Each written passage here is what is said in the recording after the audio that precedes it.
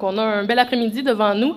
Donc, on commence avec une première conférence sur la génétique qui est offerte par Génética Conseil, Mallory Trottier-Lavoie.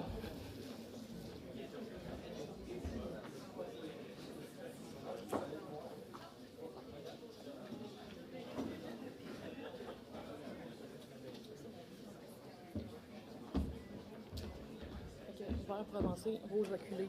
Puis le laser, ça, c'est pour avancer? Oui. Avancer en vert. C'est bon.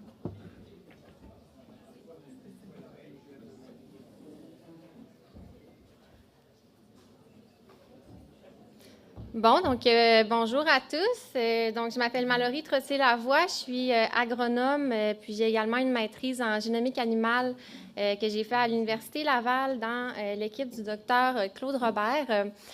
Donc, au niveau de mon expérience dans le bœuf, j'ai une expérience d'environ 2 ans et demi. J'ai travaillé comme chargée de projet en production bovine. Ça m'a vraiment permis d'aller approfondir mes connaissances là, au niveau de la production bovine en soi, mais aussi de comprendre toute la dynamique là, qui existe au niveau du bœuf au Québec. Puis, tout récemment, là, j'ai décidé de me lancer à mon compte. Donc, j'ai créé mon entreprise qui est Génética Conseil. Puis mon objectif à travers ça, c'était vraiment de pouvoir participer activement au progrès génétique au niveau de la filière bovine au Québec, notamment en fait partageant mon expérience, que ce soit en termes de services conseils auprès des producteurs ou encore là, en faisant des conférences là, comme je fais aujourd'hui. Donc, comme vous pouvez le remarquer, je viens vous parler de génétique. Donc, plus précisément, on va aller voir ensemble comment on fait pour atteindre un progrès génétique, puis comme la thématique aujourd'hui de la journée, c'est le rendement, puis la qualité au niveau de la carcasse. Bien, on va essayer ensemble d'aller voir c'est quoi les éléments sur quoi on peut travailler en tant que producteur là, pour s'aider à atteindre ce fameux progrès génétique-là.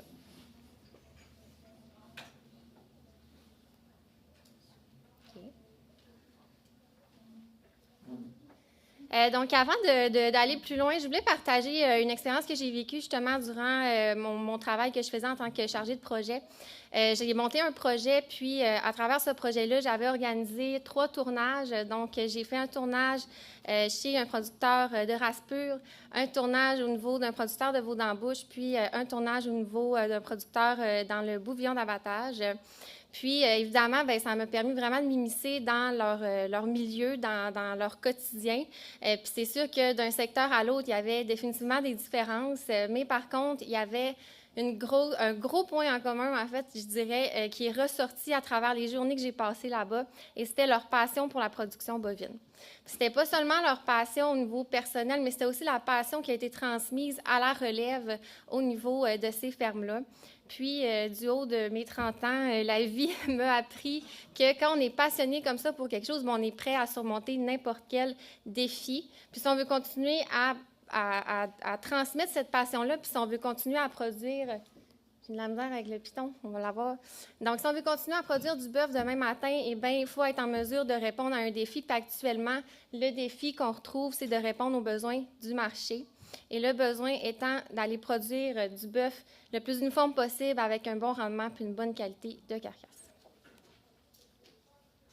Donc, aujourd'hui, c'est une belle occasion pour parler de ça. Donc, on va aller voir comment on peut se rendre justement à un bon rendement, une bonne qualité de carcasse. Puis, pour ça, on a vraiment 3 gros blocs importants qu'il faut considérer. Et le premier, c'est notre fameuse génétique.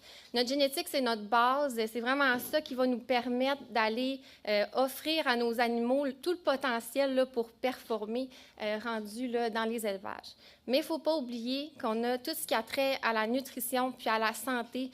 Donc, on a bien beau donner offrir le meilleur potentiel génétique au monde à nos animaux. Si on ne leur donne pas ce qu'il faut pour performer, bien, ils ne vont jamais pouvoir exprimer ce potentiel-là. Fait qu'aujourd'hui, moi, je viens vous parler de génétique, mais après, on va continuer là, à grimper cette fameuse pyramide-là parce qu'on va avoir une belle conférence au niveau de la nutrition avec Jessica, puis on va avoir également une conférence au niveau de la santé avec Christian Bernier, si je me trompe exactement. Oui, OK. Je suis allée vite. Je me demandais comment apporter le progrès génétique avec vous, parce que, bon, on entend souvent parler des différents éléments qui nous aident à aller atteindre un progrès génétique, mais je cherchais à l'amener de manière peut-être plus concrète, plus pratique pour vous. Puis, je me demandais, bon, s'il y a un producteur qui venait me voir puis il me disait je veux que tu m'aides à améliorer la génétique de mon troupeau, qu'est-ce que je ferais? Bien, automatiquement, je me suis toujours tout de suite dit, bien, je dois lui demander c'est quoi son objectif. Parce que dans le fond, la génétique, le progrès génétique, c'est une histoire d'objectifs. Il faut se fixer un objectif, se maintenir à ça, puis pousser dans ce sens-là. Fait que c'est comme si cet hiver, vous vous êtes dit, cet été, je vais me construire un étable. Bien, vous allez avoir probablement prévu cette construction-là. Vous allez avoir fait un plan. Vous allez penser à c'est quoi l'objectif que vous voulez faire avec votre étable. Vous allez aller chercher les outils pour le faire. Vous allez aller chercher l'aide également pour le faire. Mais c'est la même chose au niveau génétique. Donc, il faut qu'on aille chercher tous les outils qu'on a pour réussir à atteindre ce progrès-là. Donc, ensemble, on va construire les étages vers le progrès génétique. Mais première des étapes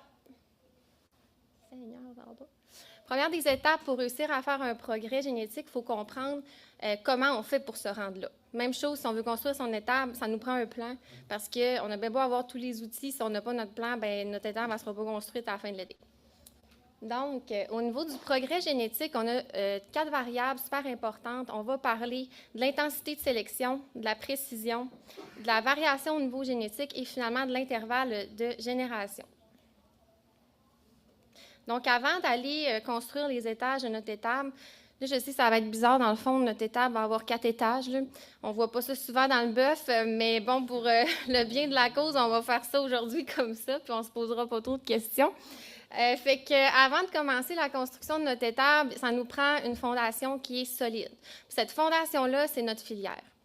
Donc, pour répondre aux besoins du marché, il faut vraiment voir ça, il faut le considérer à l'échelle de la filière au complet parce que le veau qu'on va produire auprès des producteurs de veau d'embauche, bien, ils vont devenir des bouvillons. Puis ces bouvillons-là, c'est eux qui vont être abattus pour aller produire des carcasses.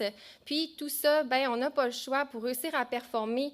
Ça nous prend nos producteurs en race pure qui vont nous permettre d'aller chercher un potentiel génétique pour le faire. Fait que c'est assez clair ici que si on veut pousser le rendement ou encore si on veut pousser la qualité, le persillage, il faut considérer tous les maillons de notre filière. Fait que maintenant que notre fondation est solide, on va aller construire le premier étage. Donc, je dirais que c'est un étage qui va être assez corsé, mais ça devrait bien aller. Les autres vont être un petit peu moins corsés. Fait qu'on commence avec l'intensité de sélection. Donc, concrètement, c'est quoi? En fait, il s'agit de l'intensité qu'on va mettre là, dans la sélection de nos animaux reproducteurs. Puis moi, je vois ça un peu à 2 niveaux. Je vois un peu le niveau taureau, si on veut. Donc, au niveau des taureaux, c'est important de comprendre, puis je suis certaine que vous avez déjà vu ça, mais le taureau contribue de manière significative là, au niveau de la génétique du troupeau. Fait que si on fait un exemple, on place un taureau, on va dire avec 30 vaches, bien, on va se rendre compte qu'à la fin de notre cycle de production, notre récolte de 30 veaux va être influencée à 50% par le bagage génétique du taureau que tu vas avoir choisi, alors qu'au niveau des vaches, bien, chacune des vaches, elles vont influencer à 1,7% là, ta récolte là, dans ton cycle de production pour tes veaux. Fait que c'est assez clair ici que la génétique, là, au niveau du taureau, bien, elle est excessivement influente là, sur ton troupeau. Fait que c'est important de bien le choisir. Puis quand on parle de choisir un taureau, on ne parle pas juste de choisir une race. Parce qu'à l'intérieur d'une race, on va avoir des individus qui ont des performances qui vont différer. Donc, c'est important d'avoir une bonne préparation. Donc, si j'ai marqué qu'une bonne préparation, c'est la clé. Fait qu'avant d'aller à une vente, avant d'aller à un encan, c'est important de prendre le temps d'aller étudier les animaux qui vont être à l'encan pour arriver là prêt, puis savoir qu'est-ce qu'on achète, puis aller dans la même direction que son objectif. Puis pour ça, évidemment, bien, on sait les éleveurs de race pure vont produire des catalogues, donc c'est important de prendre le temps de les étudier. Puis au-delà de ça, on a même les herd books au niveau des associations de races qui donnent plein d'informations sur les taureaux. Puis un bel outil au niveau des animaux de race pure, c'est les EPD. Donc, on parle des valeurs au niveau de l'écart prévu chez la descendance. Puis, il s'agit d'une valeur qui est objective et qui nous permet d'aller estimer le potentiel là, génétique de nos animaux au niveau de différents caractères. Puis là, je l'ai mis en gros. C'est important, les EPD vont s'utiliser pour comparer les animaux à l'intérieur d'une seule et même race. Donc, le fait, si on va dans un encamp, il y a plusieurs races, par exemple, c'est important de ne pas embarquer dans la comparaison des EPD entre les races parce que ça ne veut absolument rien dire. Puis c'est pas ça qui va vous permettre de faire un choix éclairé puis qui va vous permettre d'aller sélectionner un taureau qui va vous aider dans votre progrès génétique. Donc, il faut s'en tenir vraiment à une seule race quand on compare nos animaux entre eux. Puis rapidement, j'ai listé comme une espèce de résumé les différents caractères qu'on peut retrouver, mais il y en a d'autres, là, dépendamment des associations de races, on va avoir différents caractères. Mais sommairement, on va avoir des caractères maternels. On a des caractères reliés au poids qui sont intéressants considérant le rendement, si on veut travailler là-dessus. Puis on a aussi les caractères de carcasse, donc tout ce qui est surface de l'œil de longe, l'épaisseur de gras dorsal ou encore le degré, là, le pourcentage de gras intramusculaire là, qui est corrélé à notre persillage. Puis il y a d'autres caractères qui sont très pertinents comme la circonférence scrotale ou encore la hauteur aux hanches. Donc, c'est à faire attention aussi, là, quand on regarde des caractères, il ne faut pas s'intéresser seulement à un. Il existe des corrélations entre les caractères. Donc, qu'est-ce que ça veut dire, en fait? C'est que des corrélations positives vont faire en sorte que quand on sélectionne positivement pour un caractère, ça va influencer positivement l'autre caractère. Fait que si on regarde, par exemple, on va prendre le poids au sevrage qui est à plus 0,57, donc qui est corrélé positivement au rendement en viande, bien, on voit que si on va sélectionner sur un poids au sevrage plus élevé, on va venir améliorer notre rendement en viande. Au contraire, on peut aussi retrouver des corrélations négatives, c'est-à-dire que si on va sélectionner pour plus une épaisseur de gras dorsal plus importante, bien là, on va venir diminuer notre rendement en viande. Fait que c'est important d'avoir une vue d'ensemble pour s'assurer de ne pas, en sélectionnant sur un caractère, dépérir un autre caractère. Fait que ça peut paraître là, quand même un peu étourdissant tout ça, mais il y a quand même un moyen de s'y retrouver assez facilement. Fait qu'ici, je vous propose 3 étapes là, pour vous aider à sélectionner un taureau. Donc, avant toute chose, bien, on ne le répétera jamais assez, il faut savoir son objectif. Il faut tout le temps aller dans ce sens-là, il ne faut pas l'oublier. Fait que la première étape que je propose, c'est une première sélection qui est plus grossière, si on veut, puis c'est d'aller vraiment sélectionner en fonction d'indices de sélection. En fait, les indices de sélection, c'est composé de plusieurs caractères, donc de plusieurs EPD. Puis ça permet de faire une sélection multicaractère en fonction d'un objectif précis. Fait que c'est vraiment un outil qui est intéressant là, pour les producteurs commerciaux. Puis je vous ai amené des exemples. Là, je suis allée au niveau de la race cimentaire, les charolaises, mais dans les autres races, on va retrouver d'autres indices de sélection. Si on regarde au niveau de l'association cimentale, on a l'API qui est le All-Purpose Index. Lui, ça permet d'aller sélectionner un taureau cimental là, qui va bien performer pour produire, entre autres, des femelles de remplacement. Mais on a aussi le TI qui est le Terminal Index qui, lui, nous permet d'aller sélectionner un taureau dans l'objectif d'aller produire des veaux avec un bon rendement, une bonne qualité. Fait que ça, c'est un indice qui peut être très intéressant quand on pense à notre objectif ou encore à la thématique de notre journée aujourd'hui. Puis, on a au niveau de la race charolaise l'exemple que j'ai sorti qui est le TSI, donc le Terminal Sire Index, qui lui aussi permet d'aller sélectionner des taureaux charolais là, qui vont nous permettre d'aller produire des veaux justement qui vont aller chercher un bon rendement puis une bonne qualité de la carcasse. Fait que c'est des exemples. Encore une fois, c'est d'aller voir dans les différentes associations de races qu'est-ce qui est offert. Mais suite à cette première sélection-là, on peut aller faire une sélection plus précise après. Donc, par exemple, j'ai sélectionné 3 taureaux charolais, mais après ça, je vais aller voir au niveau de ses valeurs de PD propre pour m'assurer qu'ils performent bien au niveau des caractères qui nous intéressent parce que ça peut arriver, quand on regarde les indices de sélection, d'avoir des taureaux qui ont sensiblement la même valeur. Par contre, vu que ça considère plusieurs caractères, c'est possible que même si leur indice de sélection est semblable, bien, il y en a un qui sont un petit peu plus fort, par exemple, on va dire pour le persillage ou encore le rendement. Fait que c'est intéressant après ça d'aller faire une sélection plus précise à partir de ces caractères-là. Puis, on ne s'en sort pas, c'est super important. Il faut aller s'assurer de différents autres critères comme la conformation, la santé ou encore la fertilité, parce que tu as bien beau aller acheter le meilleur taureau au monde, s'il n'est pas capable de se reproduire, bien, on ne sera pas plus avancé. Donc, on a vu que le taureau avait une grande importance au niveau génétique, les femelles un petit peu moins. Par contre, il ne faut pas oublier que nos femelles, c'est elles qui vont veiler le veau, puis c'est elles qui vont le sevrer. Fait qu'elles sont excessivement importantes également. C'est important d'être en mesure de pouvoir savoir avec quoi vous travaillez au niveau de vos femelles. Puis pour ça, on n'a pas le choix, ça nous prend des données, on a besoin d'avoir une idée, une image de ce avec quoi on travaille. Quand on parle de prendre des données sur les femelles, à partir de quoi on peut en prendre? Bien, il y a des logiciels de régie de troupeau, évidemment, mais sinon, il y a tout simplement le bon fichier Excel, la bonne vieille feuille Excel qui nous permet d'aller sortir une panoplie d'informations quand on ramasse des données sur nos femelles. Puis quand on parle de données, bien évidemment, tout ce qui a trait à l'efficacité reproductive de nos femelles, tout ce qui a trait aussi à la capacité de nos femelles à amener nos veaux au sevrage, bien c'est des données qui sont super intéressantes pour savoir avec quoi vous travaillez puis être en mesure de bien catégoriser vos femelles. Puis, il y a d'autres informations super pertinentes comme les performances du veau, fait que ce soit du poids à la naissance, sevrage, puis même si on va aller plus loin, les classements en abattoir pour nous donner une idée de comment les veaux de ces femelles-là ont performé. Fait que l'objectif, comme je disais, c'est de pouvoir être en mesure de catégoriser vos femelles.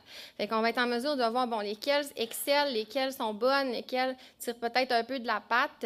Puis, ultimement, faire ça, bien, ça va nous permettre de prendre des données sur les femelles pour savoir, dans le fond, avec quoi on travaille pour être en mesure de produire après ça des veaux qui vont performer puis qui vont se développer jusqu'au sevrage. Puis c'est également un moyen de savoir, bien, après ça, comment aller sélectionner le bon taureau qui va bien travailler avec vos femelles dans le but, encore une fois, là, d'aller chercher, d'atteindre votre progrès au niveau de votre rendement ou encore au niveau de la qualité de votre carcasse. Puis là, bien, c'est revenu souvent le mot « données », fait qu'on va prendre le temps d'en parler. Donc, les données, pourquoi ça revient tout le temps? Pourquoi on encourage à ce point-là de prendre des données, des mesures sur les animaux? Bien, il faut voir ça un peu comme les clous puis les vis qui vont permettre de tenir la structure de votre étable ensemble. Si vous n'avez pas de clous, si vous n'avez pas de vis, vous allez être déçus parce que finalement, vous allez vous ramasser avec juste un ramassis de 2x4 par terre, fait que vous n'aurez pas une étable à la fin de l'été. C'est pour ça que c'est important comme ça, prendre des données. C'est ça qui vous permet de construire votre structure vers votre progrès génétique. On est rendu à notre deuxième étage, qui est l'étage de la précision. Donc, la précision, en fait, c'est la force de la relation qui va exister entre une valeur génétique véritable et la valeur qu'on va estimer sur nos animaux, c'est-à-dire, entre autres, là, les valeurs d'EPD qui sont une estimation du potentiel génétique de nos animaux. Fait que quand on pense à précision, on va rapidement penser au concept là, de la valeur de répétabilité. Donc, notre valeur de répétabilité, j'ai mis aussi en anglais parce que souvent, au niveau là, des associations de races, bien, ça va être comme ça qu'on va le voir, là, c'est Accuracy ou ACC, là, son acronyme.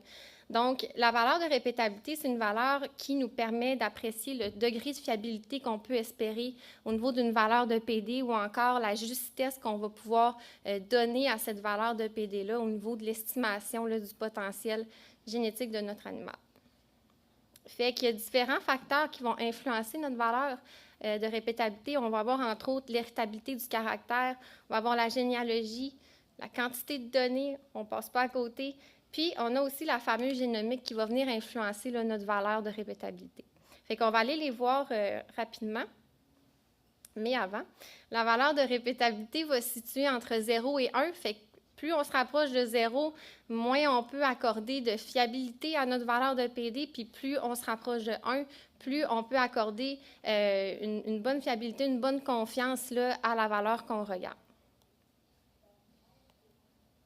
Donc, l'héritabilité, c'est quoi, en fait? Bien, c'est la valeur qui va indiquer la proportion des différences qu'on va observer puis qu'on va pouvoir attribuer aux gènes puis qui vont être transmis, dans le fond, à la descendance.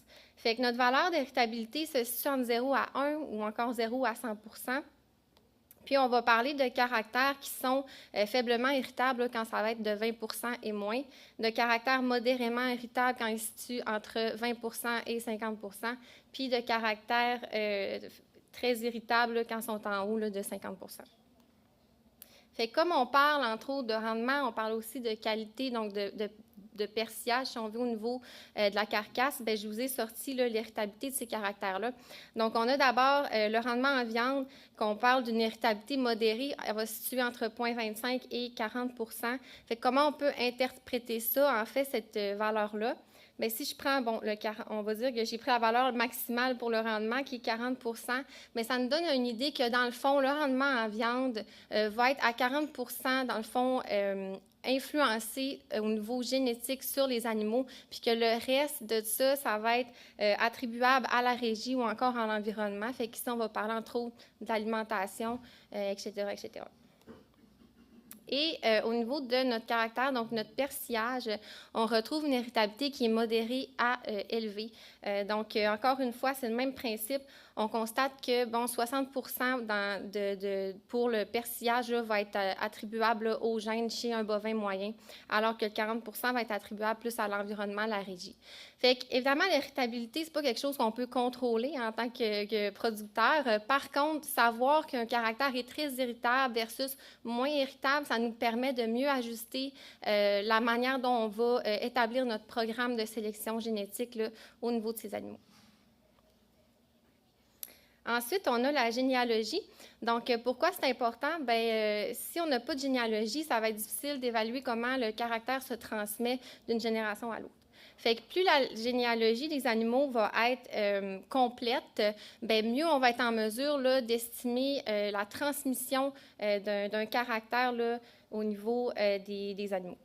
Donc, plus notre valeur de répétabilité va être fiable, puis c'est la même chose pour l'héritabilité, plus notre héritabilité va être élevée, mais plus nos valeurs de répétabilité vont être élevées aussi. Puis, bien, il y a la quantité de données. Donc, on ne s'en sort pas. Ça nous prend des données, mais ça ne nous prend pas n'importe quelle donnée. Ça nous prend des données de qualité. Pourquoi? Bien, si on prend des données à l'œil, si on mesure des poids à l'œil, bien, ça se peut que ça soit pas exactement le bon poids que vous allez viser avec votre œil, bien qu'il y en a qui sont impressionnants et qui ont un très bon œil, mais ça arrive que c'est pas exactement le bon poids. Puis qu'est-ce que ça va faire? Bien, ces données-là, ce poids-là que tu as pris à l'œil va être intégré dans une évaluation génétique pour estimer le potentiel de ton animal. Fait que si tu ne prends pas bien ta mesure, bien, tu vas mal estimer le potentiel de ton animal. Puis qu'est-ce que ça fait? Bien, tu vas ralentir ton progrès génétique parce que tu ne vas pas sélectionner sur le réel potentiel de ton animal. C'est pour ça que c'est important de prendre des données, mais de les prendre de la bonne façon également, puis de manière objective. Fait que j'ai parlé beaucoup là, de valeurs de PD, donc on s'entend, ces valeurs-là sont générées grâce à l'accumulation de données que les producteurs en race pure vont prendre. Ça va être utile pour tout le reste de la filière. Donc, ça va être utile, oui, pour le producteur de veau d'embauche parce que ça va lui permettre d'aller sélectionner un taureau qui va bien répondre à ses besoins.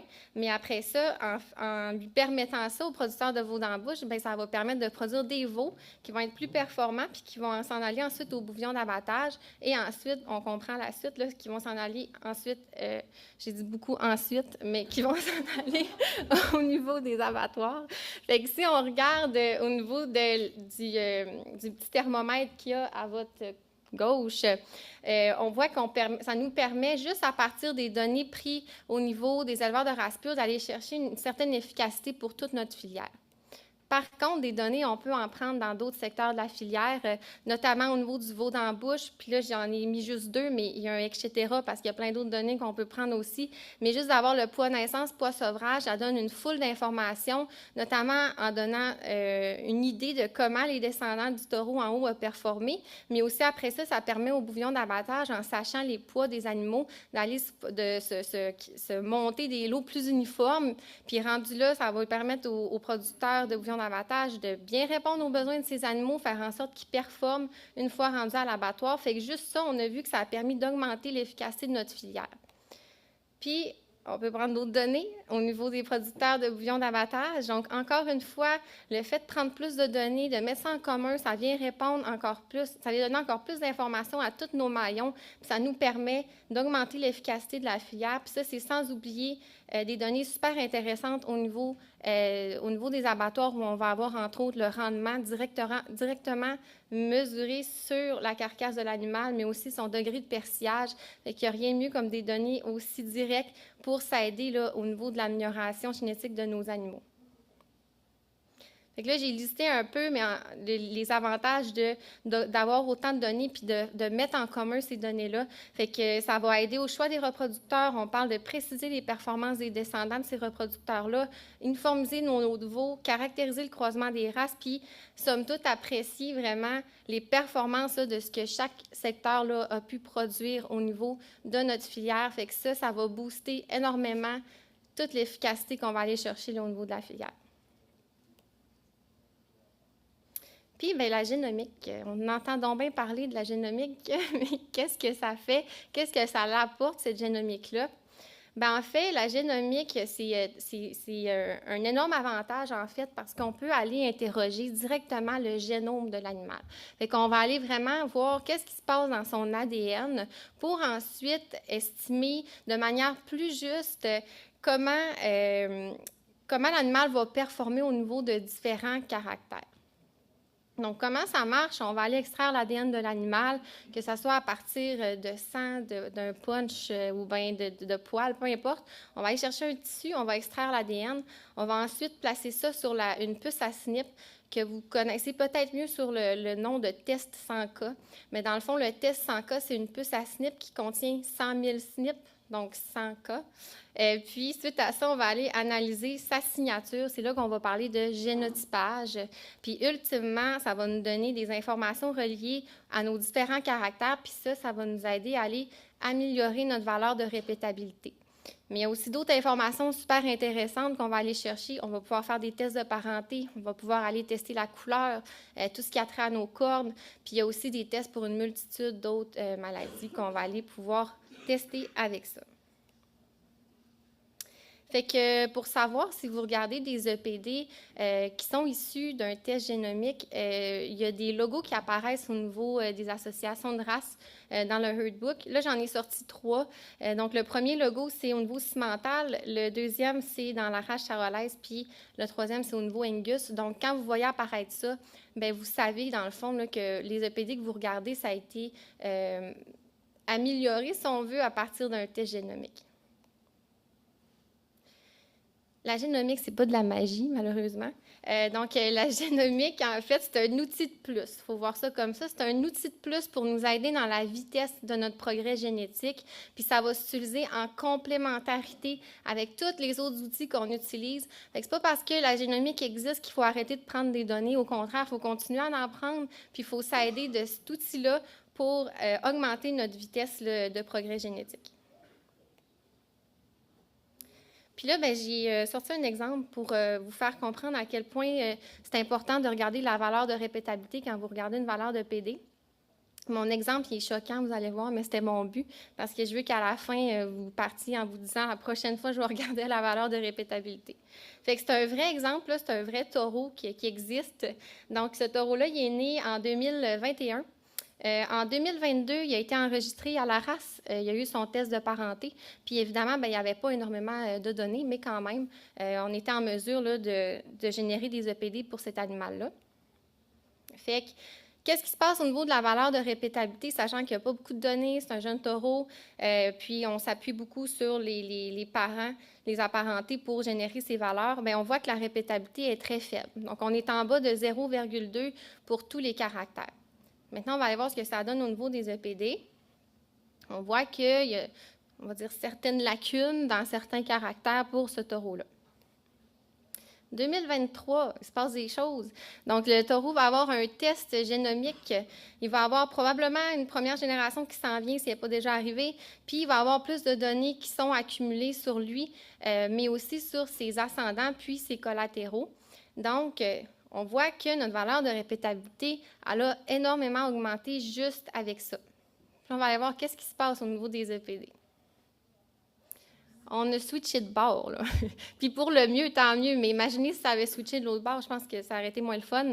Fait qu'on voit que ça a énormément bougé. Pourquoi? Bien, c'est parce qu'on est allé chercher une meilleure justesse au niveau des performances de notre animal en accumulant des données, en faisant un test génomique également. Fait que c'est hyper important de toujours s'assurer d'aller voir la valeur de répétabilité parce que si on sélectionne sur des animaux qui ont une faible valeur, il y a des chances que ça bouge quand même parfois beaucoup, comme on peut voir là. Parfois, ça ne va pas bouger énormément, mais il y a des chances.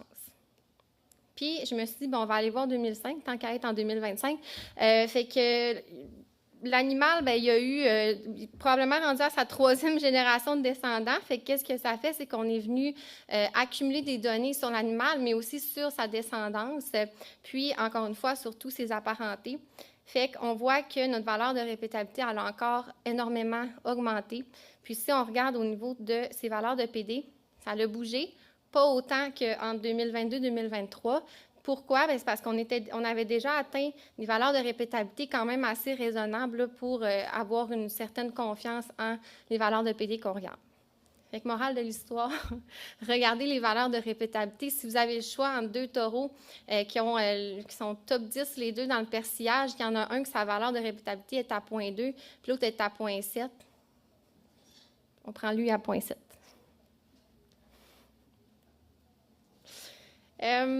Donc, on est rendu à l'étage de la variation. Donc, en fait, on parle de variations génétiques qui sont les différences qui existent là, au niveau de l'ADN des animaux. Donc, sans variation génétique, on n'a pas de différence entre les animaux. Fait que ça fait qu'il n'y a pas de possibilité de sélection génétique. Puis, je vous ai amené un exemple avec un sac de Party Mix. Tout le monde sait que les bretzels restent souvent dans le fond, puis qu'on va aller sélectionner les meilleurs, genre les Ringolos, les Doritos ou les Cheetos. Fait que qu'est-ce qui se passe, c'est qu'à la fin, bien, on va aller piger dans notre sac, puis à un moment donné, il va juste avoir des bretzels. Fait que tu ne pourras plus aller sélectionner les meilleurs chips. Bien, c'est un peu le même principe, pas tout à fait. Je pense que j'avais faim quand j'ai fait cet exemple-là. C'est un peu le même principe. Si tu n'as plus de diversité, s'il reste juste des bretzels dans une population, bien, tu ne pourras pas aller sélectionner les meilleurs, ils vont tous être pareils. Un bel avantage au niveau de nos troupeaux commerciaux, c'est qu'on utilise le croisement de races. Puis qu'est-ce que ça nous permet d'aller chercher, les croisements de races? Bien, c'est énormément de variabilité au niveau génétique. Puis on peut apprécier 2 merveilleux concepts avec les croisements, c'est-à-dire la vigueur hybride, puis la complémentarité des races. Fait qu'on va aller voir ça rapidement ensemble, c'est quoi la différence entre les deux, puis qu'est-ce que ça peut nous apporter. Donc, la vigueur hybride, en fait, c'est un mécanisme d'interaction allélique ou encore un synonyme des allèles, là, ça peut être les versions d'un gène. Donc, on va entendre aussi parler de surdominance ou d'hétérosis, là, c'est des synonymes. Donc, le principe de la vigueur hybride, c'est que les animaux homozygotes pour un gène vont moins performer que des animaux qui sont hétérozygotes pour le même gène. Donc, le croisement entre les races, ça permet une augmentation de l'hétérozygotie, puis c'est dans l'hétérozygotie qu'on va aller être en mesure d'augmenter nos performances. Fait qu'un petit exemple, si on prend la race X, qui est une race qui est majoritairement homozygote petit a pour un gène, et qu'on décide de la croiser avec la race Y, qui elle est majoritairement grand A pour un gène, qu'est-ce qui va se passer? C'est qu'on va voir l'apparition de sujets hétérozygotes. Donc, on va voir apparaître de l'hétérozygotie dans nos animaux, et c'est là qu'on va pouvoir apprécier tous les avantages de la vigueur hybride. Donc, il y a des caractères qui répondent bien à la vigueur hybride. On a, entre autres, tout ce qui est efficacité de reproduction, donc taux de conception, taux de vêlage. On a les performances de poids également, le taux de croissance, mais aussi d'autres caractères comme une meilleure résistance aux maladies, au stress, mais aussi là, tout ce qui est efficacité alimentaire. Donc ça, c'est un bel avantage considérant que nos femelles, on veut qu'ils performent, on veut qu'ils soient capables de produire des veaux pour les rendre au sevrage, mais aussi on voit qu'il y a des avantages au niveau des performances de poids et les poids, entre autres, le poids au sevrage est corrélé positivement à notre rendement. Donc c'est super intéressant de pouvoir utiliser ça dans nos troupeaux commerciaux. Au niveau de la complémentarité des races, ça s'observe lorsque les points forts d'une race viennent masquer ou atténuer les points faibles d'une autre race. Donc, il y a différentes études qui ont été faites puis qui ont pu classer les races selon des tendances. Donc, on va observer que les races à plus gros gabarit vont être performantes là, au niveau de la croissance, au niveau du poids, mais un peu moins performantes au niveau, entre autres, de l'efficacité reproductive ou encore de la qualité, donc au niveau du persillage. Puis, les races à plus petit gabarit, on va voir qu'ils performent au niveau de l'efficacité reproductive, au niveau du persillage également, mais qui vont peut-être avoir un peu plus de difficultés là, pour ce qui est du rendement ou encore du poids des animaux. Ce qui fait on classe les races comme des races maternelles ou encore paternelles. Donc, nos races maternelles vont être des bonnes productrices laitières, vont avoir une bonne fertilité, bonne précocité, puis des vélages faciles. Puis les races paternelles, on va parler d'une croissance rapide, une bonne musculature, puis un rendement en viande qui est élevé. Fait que si on met des races, on va aller voir lesquelles se classent où. Fait qu'au niveau maternel, on parle de la Angus, Hereford, Cimental, d'autres races un peu moins présentes au Québec, comme la Gelbvieh, Sailors, Shorten. Quand on regarde au niveau paternel, on a Charolais, Limousin. Encore une fois, Cimental ressort parce qu'on reconnaît la race Cimental comme une race à deux fins. Mais on a d'autres races comme la blonde aquitaine, bleu-blanc-belge, partenay, piémontais. Fait qu'un exemple, si on considère notre objectif de rendement ou encore de qualité, on pourrait penser à utiliser la race A, pour ne pas nommer de race, mais qui est de grande taille, avec un poids élevé à l'abattage, mais qui est plus difficile à finir. Donc, on va venir utiliser une race qui va venir atténuer certaines problématiques ou encore... Bref, vous comprenez le principe. Là, le but, c'est vraiment de venir s'aider d'une race à l'autre pour faire ressortir le meilleur des deux races. Fait que notre race B, elle, va être plus précoce, reconnue pour une bonne qualité de viande au niveau persillage, mais qui est de stature moins imposante. Fait que ça va nous permettre d'aller produire des sujets croisés qu'on va dire intermédiaires, en fait. Fait que ça permet d'atteindre plus facilement, à partir de ces sujets-là, nos objectifs de poids puis de qualité. Donc, on parle beaucoup de croisement, mais faire des choix de croisement, il ne faut pas faire ça aveuglément. Il faut prendre le temps d'y réfléchir, puis ça en fonction de différents facteurs. Donc, on parle de notre objectif d'élevage. On parle, entre autres, de notre environnement d'élevage. On parle aussi de la qualité, mais aussi de la quantité d'aliments disponibles. On l'a dit tantôt, oui, la génétique, c'est notre base, mais si on ne peut pas offrir ce qu'il faut à nos animaux, ils ne performeront pas. C'est important d'y penser quand on fait nos choix de croisement.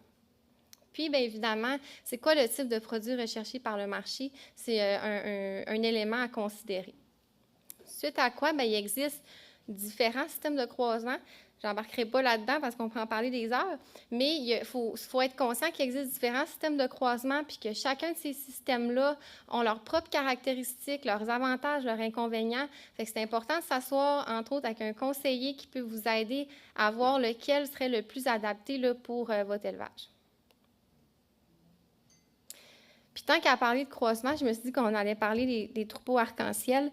Puis quand je pense aux troupeaux arc-en-ciel, je pense à la phrase « trop, c'est comme pas assez ». Fait qu'on va aller voir qu'il y a définitivement des effets néfastes là, à dépasser la limite en termes de nombre de races dans un croisement. Donc, j'en ai listé 4 parce que je pense que c'est ceux-là qui frappent le plus. Donc, le premier, c'est la dépression hybride. Fait qu'on a vu tantôt que la vigueur hybride, c'est super le fun. Ça nous permet d'aller chercher les meilleures performances. Mais à un moment donné, si on a trop de races, on va perdre cet avantage-là. On va avoir une dépression hybride. Fait qu'on va produire des animaux qui sont moins performants sur la croissance, la fertilité ou encore la qualité de la viande. Puis c'est définitivement pas ça qu'on recherche. Il y a une dilution des caractéristiques avantageuses aussi au niveau des races qu'on a choisies. Fait qu'encore une fois, on parlait de complémentarité des races. Si on vient mettre trop de races dans le tas, bien, on va finir par perdre cet avantage-là là, de notre complémentarité des races.